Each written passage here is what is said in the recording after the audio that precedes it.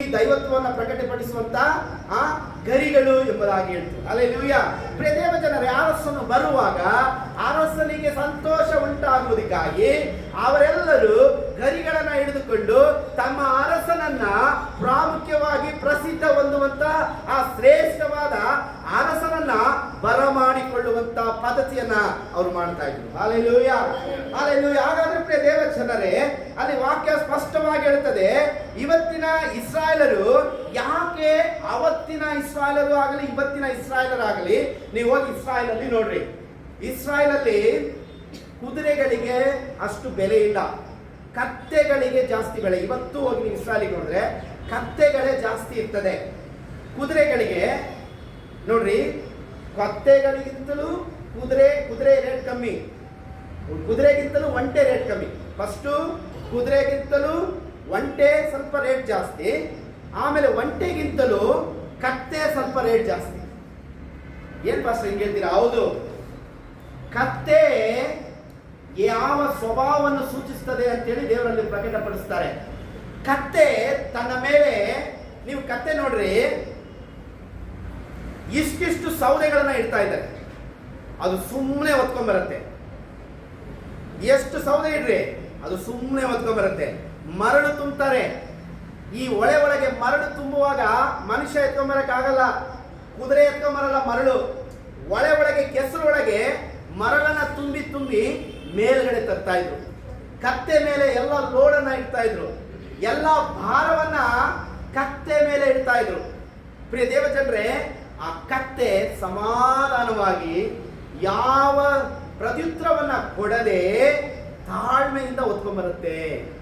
ಯೇಸು ಕ್ರಿಸ್ತನನ್ನು ಕೂಡ, ಯೇಸು ಕ್ರಿಸ್ತನನ್ನ ಹೊತ್ಕೊಂಡ್ಬರುವಾಗ ಆ ಕತ್ತೆ ಅವರನ್ನ ತಾಳ್ಮೆಯಿಂದನೇ ಹೊತ್ಕೊಂಡ್ಬಂತು. ಚಂದ ಅರ್ಥ ಮಾಡ್ಕೊಡ್ರಿ, ಇದು ಹಳೆ ಒಡಂಬಡಿಕೆಯ ಇಸ್ರಾಯೇಲರ ಪದ್ಧತಿ. ಚಂದ ಅರ್ಥ ಮಾಡ್ಕೊಡ್ರಿ. ನೀವು 1 ಅರಸರ ಪುಸ್ತಕ 2 ಅರಸರ ಪುಸ್ತಕ 1ನೇ ಅಧ್ಯಾಯ, 1 ಅರಸರ ಪುಸ್ತಕ 1ನೇ ಅಧ್ಯಾಯ 33ರಿಂದ 34ನೇ ವಾಕ್ಯವನ್ನ ನೀವು ಓದುವಾಗ, ದಾವೀದನ ಮಗನಾಗಿರುವಂತಹ ಸೊಲೊಮೋನನನ್ನ ಎಲ್ಲಿಗೆ ಕರ್ಕೊಂಡ್ಬರ್ತಾರೆ ಗೊತ್ತಾ? ಯೆರೂಸಲೇಮಿಗೆ ಕರ್ಕೊಂಡ್ಬರ್ತಾರೆ. ಹೋದ್ರೆ ಆ ವಾಕ್ಯ, ಅವರು ಅರಸನ ಸನ್ನಿಧಿಗೆ ಬರಲು ಅರಸನು ಅವರಿಗೆ, ನೀವು ನನ್ನ ಸೇವಕರನ್ನು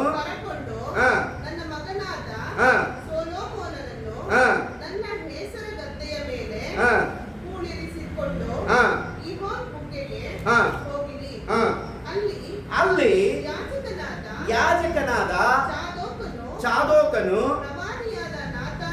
ಪ್ರವಾದಿಯಾದ ನಾತಾನನು ಅವನನ್ನು ಇಸ್ರಾಯೇಲರ ಅರಸನನ್ನಾಗಿ ಹಲ್ಲೆಲೂಯಾ, ಹಲ್ಲೆಲೂಯಾ. ಪ್ರಿಯ ದೇವ ಜನರೇ, ಯಾಕೆ ಯೇಸು ಸ್ವಾಮಿ ಕತ್ತೆ ಮೇಲೆ ಬರುವಂತ ಪ್ರವಾದನೆ ನೆರವೇರ್ತಂತ ಗೊತ್ತಾಯ್ತಾ? ಪ್ರಿಯ ದೇವ ಜನರೇ, ಆ ವಿಷಯವನ್ನ ಇಸ್ರಾಯೇಲರು ಈ ವಾಕ್ಯಗಳನ್ನು ತಿಳ್ಕೊಂಡಿದ್ರು. ದಾವೀದನ ಕಾಲದಲ್ಲಿ ಸೊಲೊಮೋನನನ್ನ ಯಾವ ರೀತಿಯಾಗಿ ಅರಸನಾಗಿ ಅಭಿಷೇಕ ಮಾಡುವುದಕ್ಕೆ ತಂದೆ ತನ್ನ ಮಗನನ್ನ ಅಲ್ಲಿ ಕಲಿಸಿಕೊಟ್ಟರು, ಯಾಜಕರ ಬಳಿಯಲ್ಲಿ ಕಲಿಸಿಕೊಟ್ಟರು. ಇದು ಒಂದು ಪದ್ಧತಿಯಾಗಿತ್ತು.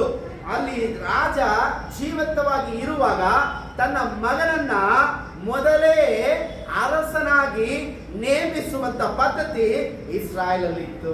Hallelujah, hallelujah. ಪ್ರಿಯ ದೇವಜನರೇ, ಚಂದ ಅರ್ಥ ಮಾಡ್ಕೊಳ್ರಿ. ಇಸ್ರಾಯೇಲರು ವೇದ ವಾಕ್ಯಗಳನ್ನ, ಧರ್ಮಶಾಸ್ತ್ರವನ್ನ ಅರಿತಂತವರಾಗಿ, ಆ ಪ್ರವಾದನೆಯು ನೆರವೇರುವಂತ ಸಂಗತಿಯನ್ನ ತಿಳಿದುಕೊಂಡವರಾಗಿ ಯೇಸುವನ್ನ ಅರಸನಾಗಿ ಬರಮಾಡಿಕೊಳ್ಳಲಿಕ್ಕೆ ಆಹ್ವಾನಿಸುತ್ತಾ ಇದ್ದಾರೆ.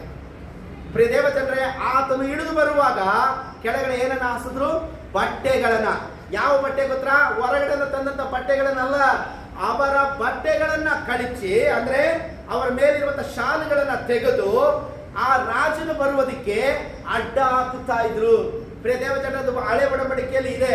ಇವತ್ತಿಗೂ ಕೂಡ ಕಳಸಗಳನ್ನ ಎತ್ತುಕೊಂಡು ಕೆಲವರು ಪೂಜೆ ಮಾಡ್ಕೊಂಡು ಹೋಗ್ತಾರೆ. ಅನ್ಯ ಧರ್ಮದವರು ನೋಡ್ತಿರಲ್ಲ, ಅವರಿಗೆ ಮಾಲಿಗೆಯನ್ನ ಊದುತ್ತಾ, ಅವರಿಗೆ ಬಾರಿಸ್ತಾ ಹೋಗುವಾಗ ಸೀರೆಗಳನ್ನ ಹಾಸ್ತಾರೆ. ಯಾಕೆ ಗೊತ್ತಾ? ಈ ಪದ್ಧತಿ ಅರಸನ ಪದ್ಧತಿಯನ್ನ ಈ ಲೋಕಕ್ಕೆ ಆಳ್ವಿಕೆ ಮಾಡುವಂತ ಅರಸನು ಬರುತ್ತಾನೆ ಎಂಬುದಾಗಿ ಇಸ್ರಾಯೇಲರು ಮಾಡಿದಂತ ಪದ್ಧತಿಯನ್ನ ಇವರು ಗೊತ್ತಿಲ್ಲದೆ ಮಾಡ್ತಾ ಇದ್ದಾರೆ. Hallelujah, hallelujah. ಪ್ರಿಯ ದೇವಜನರೇ, ಈ ಸಂಗತಿಯು ನಡೆಯಬೇಕಾದ್ರೆ ಇನ್ನ ಕೆಲವು ಸಂಗತಿಗಳು ನಡೆಯಬೇಕಲ್ವಾ? ಇಸ್ರಾಯೇಲರು ಕೇವಲ ಅರಸನು ಮಾತ್ರ ಬೇಕು ಅವರಿಗೆ, ಆದ್ರೆ ಲೋಕಕ್ಕೆ ಬಲಿಯಾಗುವಂತ ಯೇಸು ಅವರಿಗೆ ಬೇಕಾಗಿಲ್ಲ. ಚಂದ ಅರ್ಥ ಮಾಡ್ಕೊಳ್ರಿ, ಇಸ್ರಾಯೇಲರಿಗೆ ಅವತ್ತಿನ ದಿನಕ್ಕೆ ಆಳ್ವಿಕೆ ಮಾಡಲಿಕ್ಕೆ ಮಾತ್ರ ಅರಸ ಬೇಕು. ಇಡೀ ಜಗತ್ತು ರಕ್ಷಣೆ ಹೊಂದುವಂತ ವಿಷಯವನ್ನು ಯೇಸು ಮರಣ ಹೊಂದಿ ಶಿಲುಬೆಗೆ ಹೋಗಿ ಪರಲೋಕದ ದೇವರಾಗಿ ಈ ಭೂಲೋಕಕ್ಕೆ ಅರಸನಾಗಿ ಬರುವಂತ ವಿಷಯ ಅವರಿಗೆ ಬೇಕಾಗಿಲ್ಲ. ಅವರಿಗೆ ತಾತ್ಕಾಲಿಕವಾಗಿರುವಂತಹ ಅರಸನು ಬೇಕು. ಪ್ರಿಯ ದೇವಜನರೇ, ಇದು ಸ್ವಾರ್ಥ ಅವರಿಗೆ. ನೋಡ್ರಿ, ಯೆಶಾಯ ಪುಸ್ತಕದಲ್ಲಿ ಬರೆಯಲ್ಪಟ್ಟಿದೆ ಯೇಸು ಸ್ವಾಮಿ ಹೆಂಗ್ ಸಾಯ್ತಾರಂತ. ಒಂದು ಮಗು ಹುಟ್ಟುತ್ತದೆ, ವರದ ಮಗು, ಅದು ಆಳ್ವಿಕೆ ಬಾಹವು, ಆಡಳಿತ ಬಾಹವು ಆತನ ಮೇಲೆ ಇದೆ ಅಂತ. ಆ ವಿಷಯ ಬೇಡ ಅವರಿಗೆ. ಆಡಳಿತ ಬಾಹವು ಆತನ ಮೇಲೆ ಇದೆ ಅನ್ನೋದು ಬೇಕು.